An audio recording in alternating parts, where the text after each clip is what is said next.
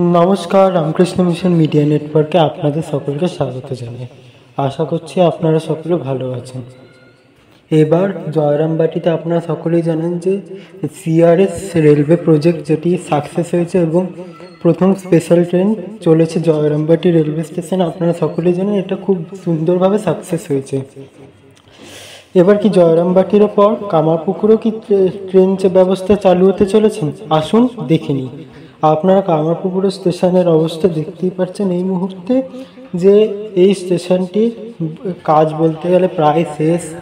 শুধু এখনো পর্যন্ত যেটা মেন জিনিস আপনারা ফটোতে দেখতেই পাচ্ছেন যে রেল লাইনের কাজ এখনো শেষ হয়নি এবং রেল লাইনের কাজ এখনো লাইন এখনো তৈরি হয়নি। বাকি স্টেশনের প্ল্যাটফর্ম, টিকিট কাউন্টার সবই হয়ে গেছে।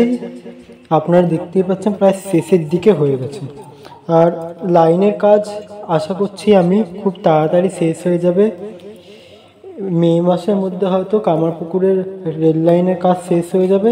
তারপরে হয়তো জুন মাসে এর যে আপডেট পাচ্ছি আমরা রেল সূত্রে যে আপডেট পাচ্ছি যে জুন মাসে কামারপুকুরে জয়রামবাটির মতন সিআরএস ট্রেন চলাচল করা শুরু হতে চলেছে। প্রথম স্পেশাল ট্রেনের টেস্ট কামারপুকুরে জুন মাসে হতে চলেছে। তাহলে এই ছিল আজকের এই ছোট্ট একটি আপডেট। আশা করছি যদি ভালো লেগে থাকে একটা লাইক করবেন এবং কমেন্ট করবেন। আমরা রামকৃষ্ণ মঠ ও মিশন নিয়ে আবার নতুন কিছু ভিডিও নিয়ে আসবো। ততক্ষণের জন্য আপনাদের সকলকে জানাই ধন্যবাদ এবং নমস্কার। নমস্কার সকলকে।